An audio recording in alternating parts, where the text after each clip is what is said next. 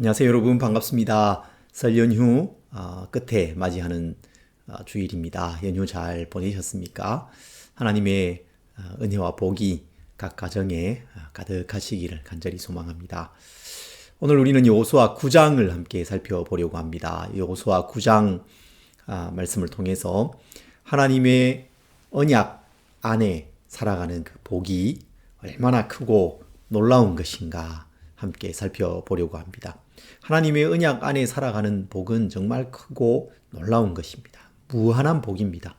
설날을 보내면서 우리에게 주어진 복이 어떤 것인가, 또 우리가 계속해서 누려가야 할 이 복이 어떤 것인지를 떠올려 보는 것은 참 의미 있는 일이 아닐까 그런 생각을 해보게 됩니다. 먼저 여호수아 9장 22절부터 27절을 함께 읽겠습니다. 여호수아가 그들을 불러다가 말하여 이르되 너희가 우리 가운데에 거주하면서 어찌하여 심히 먼 곳에서 왔다고 하여 우리를 속였느냐.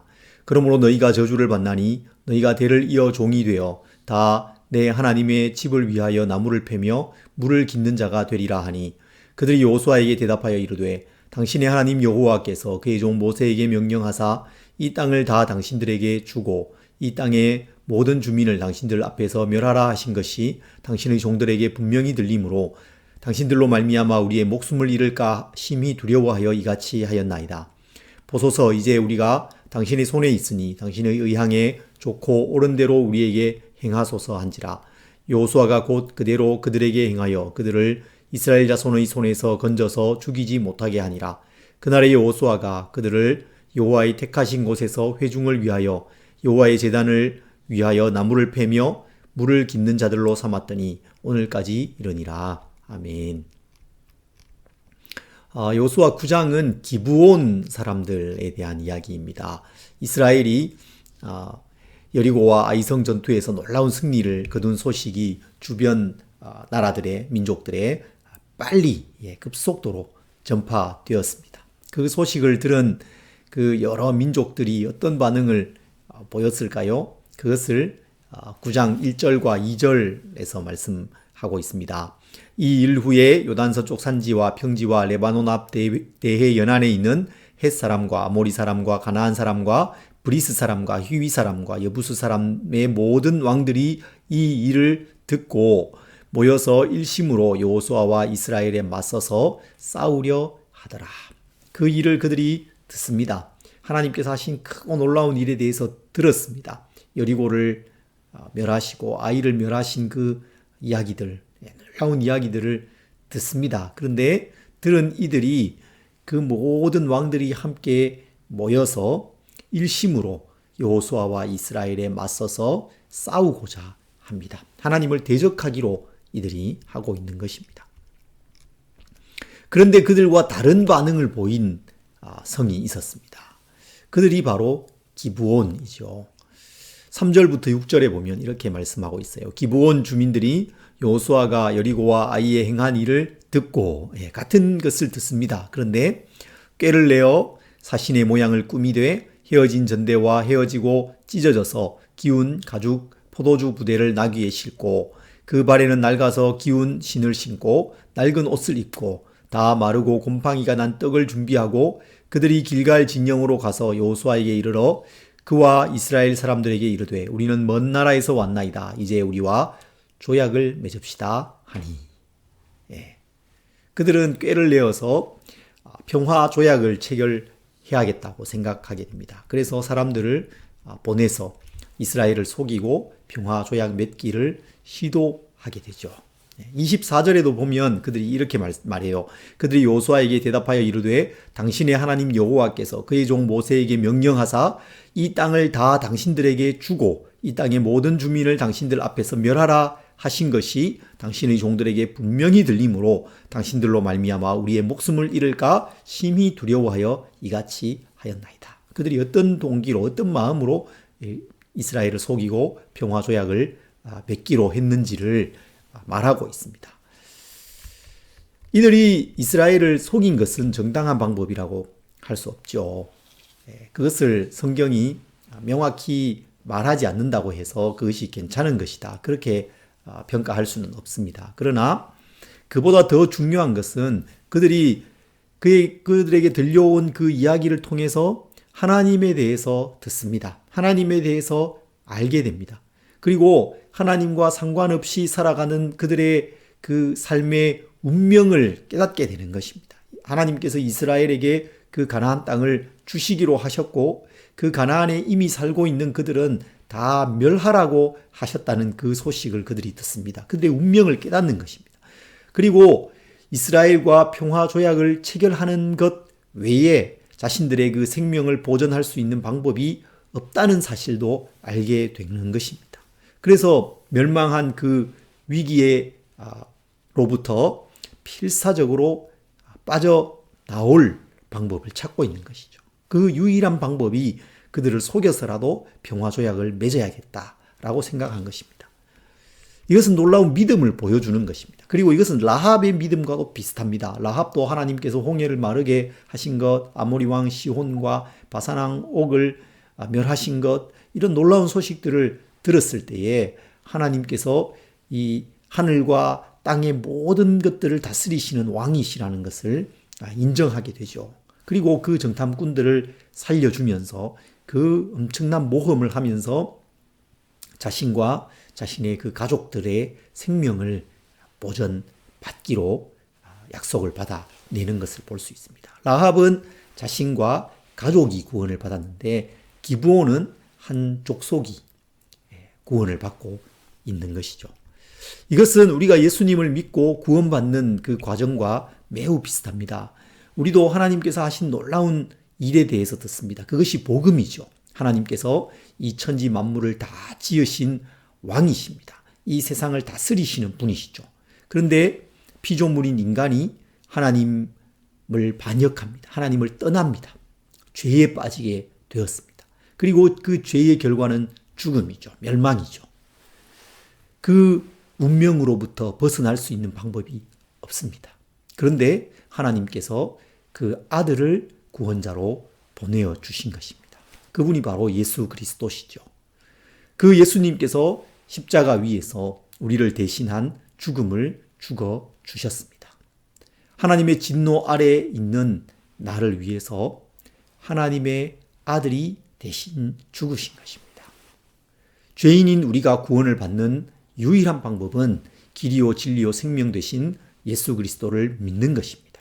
그분을 나의 삶의 주인으로 구주로 영접하고 그 믿음으로 하나님께 나아가는 것밖에 없습니다. 그렇게 우리가 복음을 듣고 그 예수님을 믿어서 구원을 얻는 것이죠. 기브온은 생명을 보존하기 위해서 이스라엘을 속이기로 합니다. 계략을 꾸몄습니다. 우리는 그럴 필요가 없죠. 우리는 예수님을 다만 믿으면 됩니다. 하나님을 믿으면 됩니다. 하나님께서 행하신 그 놀라운 구원의 일이 나를 위한 것이라는 것을 인정하고 내가 죄인임을 인정하고 하나님께 나와서 예수님을 삶의 주인으로 모시면 되는 것입니다. 여러분, 하나님을 믿어야 합니다. 예수님을 믿으십시오. 그 길 밖에 우리가 구원받을 수 있는 방법, 이 멸망할 운명을 피할 수 있는 방법이 없습니다. 믿는 자에게 영생이 있습니다. 믿지 않으면 멸망합니다. 하나님의 진노가 그 위에 머물러 있다. 그렇게 말씀하고 있습니다. 기브온이 그 소식을 듣고 어떻게 반응했는가 하는 것은 그들의 운명을 결정하는 것이었습니다. 가나안 땅에 머물면서 그냥 멸망할 것인가 아니면 생명을 보존할 것인가의 그 갈림길에 있는 것입니다. 그것을 결정하는 정말 중요한 결정이었어요. 그 갈림길이었어요. 삶과 죽음의 갈림길이었습니다. 우리가 예수님을 믿느냐 그렇지 않느냐 하는 것은 그 둘 사이의 결정인 것입니다. 영원한 생명을 얻을 것인가 아니면 멸망할 것인가. 우리의 생명과 죽음이 달려있는 것입니다. 여러분, 우리에게 이 긴장감과 긴박감이 줄어들고 있지 않습니까? 그런 것을 잊어가고 있지 않으세요? 우리가 예수님을 믿고 살아가는 것은 그 멸망의 운명을 벗어난 것입니다. 여러분, 이것이 얼마나 크고 놀라운 일입니까? 우리에게 위로가 되고 안도가 되는 일입니까? 우리에게 평안을 주는 일입니까? 하나님 안에 살아가는 놀라운 복이 바로 그런 것입니다. 하나님의 백성됨의 그 복은 정말로 놀라운 것입니다. 여러분, 계속해서 오늘 기브온 이야기를 통해서 그들에게 주어진 복이 얼마나 크고 놀라운지를 좀 더 살펴보려고 합니다. 기브온은 이스라엘을 속입니다. 그들이 바로 근처에 있었음에도 불구하고 마치 먼 나라에서 온 것처럼 꾸밉니다. 헤어진 옷과 헤어진 신발을 준비하고 딱딱하게 굳어서 곰팡이가 난 빵을 준비합니다. 낡은 가죽 부대 다 찢어져 있는, 그래서 기워놓은 그런 가죽 부대를 준비했습니다. 그래서 이스라엘을 찾아간 것이죠. 먼 나라에서 왔습니다. 우리는 당신들의 종입니다. 우리와 조약을 맺읍시다. 그렇게 제안을 합니다. 그들의 속임수, 그들의 계략, 그것은 이미 말씀드린 대로 정당화될 수 없는 것입니다. 바른 방법이 아니었죠. 그러나 그렇게 체결된 그 조약, 그것은 유효했습니다. 네, 그 조약, 그것은 반드시 지켜져야 했어요. 그 언약이죠. 언약, 조약. 네, 그렇게 말합니다. 그 언약은 주군과 봉신 간의 그 언약이었어요. 두 나라가 동등한 조건으로 맺는 평화조약이나 불가침 조약이 아니었던 것 같습니다. 그래서 그들이 여호수아에게 와서 우리는 당신들의 종입니다. 그렇게 말하는 거죠. 그들이 봉신이 되는 것입니다. 이스라엘이 주군이 되는 거죠. 그래서 그들은 매년 아마도 어떤 공물을 바치기로 했을 것입니다. 섬기기로 하는 것입니다. 그리고 주군이 되는 이 이스라엘은 그들을 보호해 주기로 합니다. 그들을 침략하지 않기로 하고 그들을 죽이지 않기로 하는 것이죠. 또 혹시 다른 민족의 침입을 받게 되면 이스라엘이 가서 도와주기로 하게 됩니다. 그것이 고대 두 나라 사이에 맺어지는 그 언약의 전형적인 모습이었습니다. 이것은 하나님과 하나님의 백성 간에 맺는 언약과도 같은 것입니다. 신명기가 대표적인 언약 문서이죠. 그것은 고대 여러 나라들 사이에 맺어져 있는 그 언약 문서와 그 형식이 또 내용이 아주 유사합니다. 우리는 하나님을 왕으로 섬기고 예배합니다. 마음과 뜻과 힘을 다해서 하나님을 섬기기로 합니다. 하나님을 사랑합니다. 우상을 섬기지 않기로 하죠.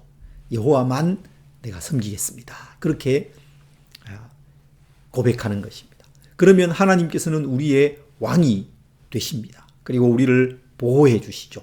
우리에게 복을 주십니다. 평강을 주십니다. 그것이 언약입니다. 그리고 그 언약은 결코 파기될 수 없는 것입니다. 반드시 지켜져야 되는 것이죠. 특별히 하나님께서는 그 언약을 반드시 지키십니다. 비록 기브온이 속임수로 조약을 맺었지만 그 조약은, 그 언약 그 자체는 유효한 것이었어요. 반드시 지켜져야 하는 것이었습니다. 이스라엘은 그래서 기브온을 죽이지 못하죠. 살려주기로 합니다. 그럼에도 불구하고 그들이 속인 것은 괘씸하잖아요. 그래서 여호수아는 그들을 종으로 삼고 힘든 노역을 시키기로 하죠. 22절에 보면 여호수아가 그들을 불러다가 이르되 너희가 우리 가운데에 거주하면서 어찌하여 심히 먼 곳에서 왔다고 하여 우리를 속였느냐. 그러므로 너희가 저주를 받나니 너희가 대를 이어 종이 되어 다 내 하나님의 집을 위하여 나무를 패며 물을 깃는 자가 되리라. 27절에도 이렇게 말씀합니다. 오늘의 결론 말씀인데 그날에 여호수아가 그들을 여호와께서 택하신 곳에서 회중을 위하며 여호와의 제단을 위하여 나무를 패며 물을 깃는 자들로 삼았더니 오늘까지 이르니라. 그들은 저주를 받게 되었습니다. 그래서 매우 힘든 노역을 하면서 종으로 살아가야 했습니다. 그런데 여러분, 이 저주는 한편으로는 그들에게 큰 저주였고 정말 무거운 부담이었고 힘든 노역이었고 평생 동안 노예로 종으로 살아가는 그런 것이었지만 다른 한편으로는 그것은 놀라운 축복이었던 것이죠.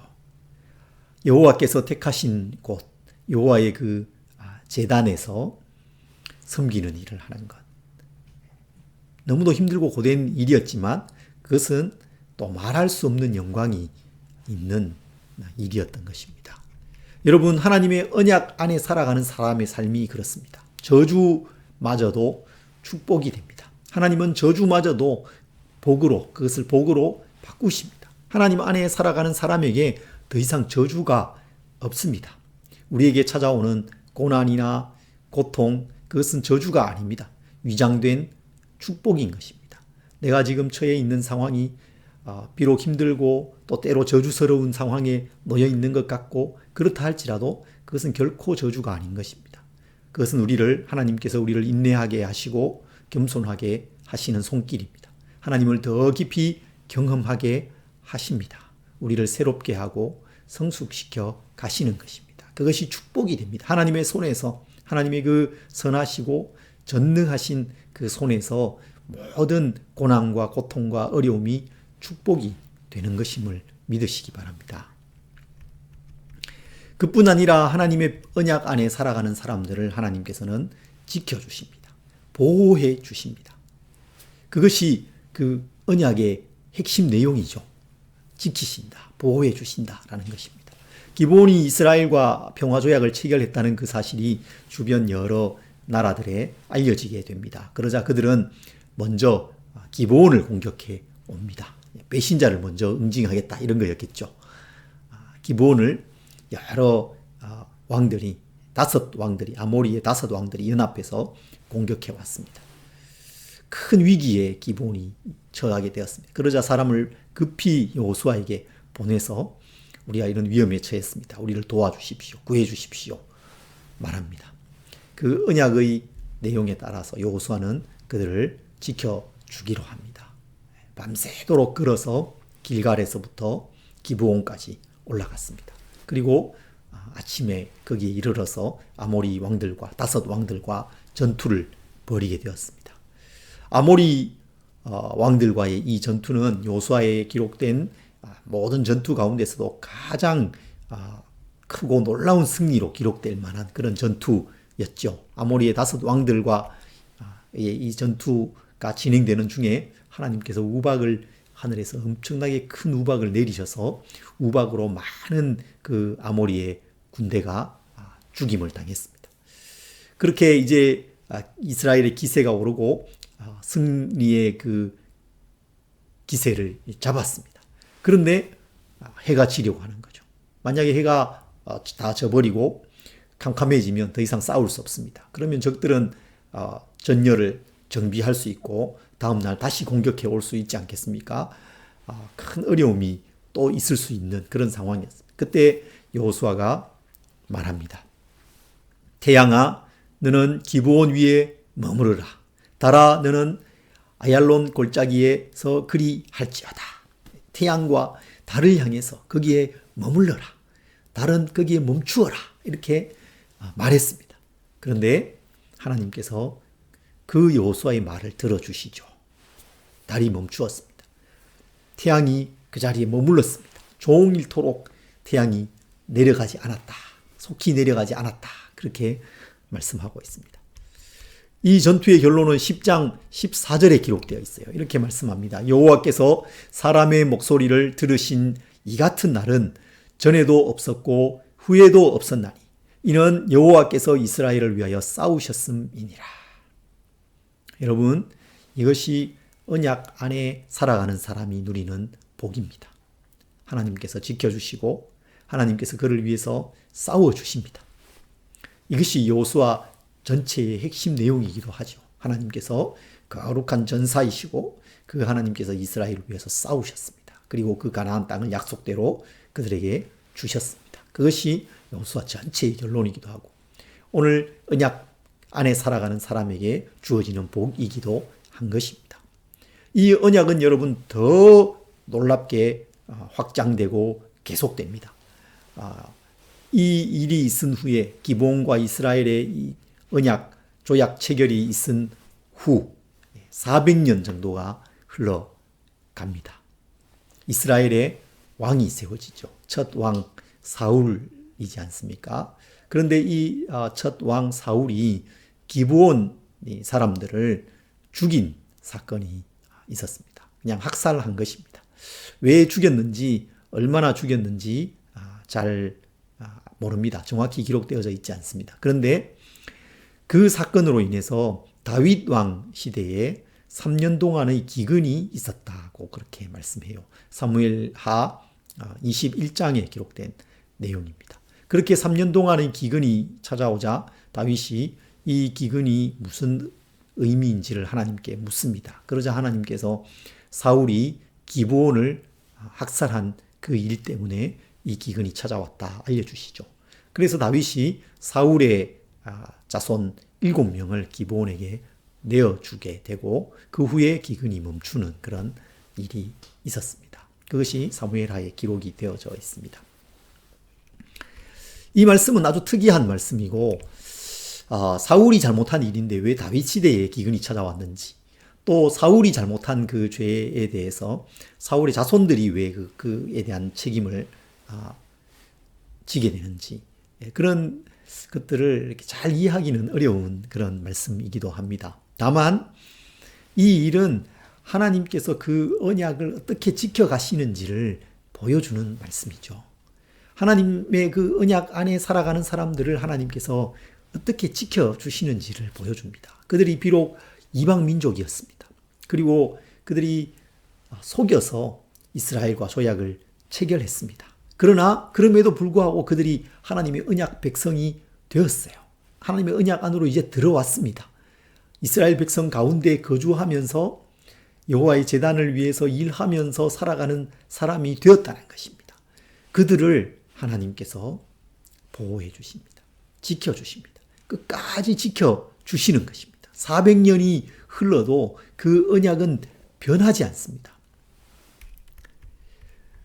여러분, 이것이 예수 그리스도를 믿음으로 하나님의 자녀가 되고 하나님의 언약 백성 된 우리에게 일어난 일인 것입니다.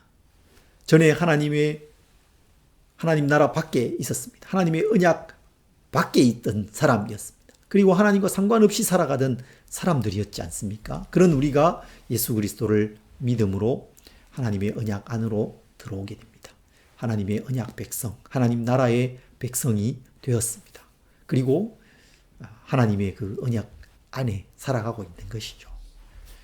그러면 하나님께서 하나님의 그 약속을 다 지켜주십니다. 다 이루어 주십니다. 우리를 보호해 주십니다. 하나님은 그 언약을 반드시 지키십니다.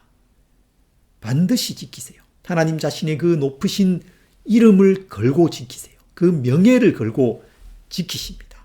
언약 백성을 반드시 지키시고 보호하시고 인도해 주신다. 그렇게 하나님께서 말씀하고 계시는 것입니다. 여러분, 그 언약 안에 살아가는 이 복은 정말 말할 수 없는 것이죠. 말할 수 없는 위안과 평안과 안전함이 우리에게 있는 것입니다. 우리의 삶에 여러 가지 어려움이 있고 이 시대 속에 여러 가지 어려움이 있지만 또 이 시대의 교회에 여러 가지 어려움이 있습니다. 있지만 그런 가운데서도 하나님께서 우리 삶을 지켜주신다라는 사실을 우리가 확신할 수 있습니다. 그 확신 가운데 여러분 살아가시기를 바랍니다. 설날이 되면 우리가 새해 복 많이 받으세요 이렇게 축복하지 않습니까? 그래 너희는 또 건강해라 하는 일이 잘 되길 바란다 이렇게 덕담을 어른들은 또 하십니다. 이 설날 연휴에 맞이한 이 주일 우리가 하나님의 그 언약 안에 살아가는 그 복, 언약 안에 살아가는 사람들이 누리는 그 복, 그것이 어떤 것인지를 생각해 보았습니다. 정말 무한하고 놀라운 복입니다. 더 이상 우리에게 정죄함이 없습니다. 멸망할 운명이 아니라 영원한 생명을 얻고 하나님의 나라에 가서 하나님과 거하면서 하나님을 찬양할 그렇게 존재로 바뀌어졌습니다. 우리의 운명이 바뀐 것입니다. 죄로 인해 멸망할 것, 벌받을 것 두려워하지 않아도 됩니다. 죄 용서함을 받았고 영원한 생명을 우리가 얻었습니다. 저주마저도 축복이 됩니다. 고난과 고통과 나의 삶에 일어나는 안 좋은 일 같은 그런 일들이 하나님께서 그 일들을 사용하셔서 선을 이루시고 나에게 유익한 것으로 바꾸어 가십니다. 하나님의 돌보심과 인도 끝까지 우리를 지켜주시는 것을 우리가 경험할 수 있습니다. 그래서 우리는 참으로 든든하고 평안한 것입니다.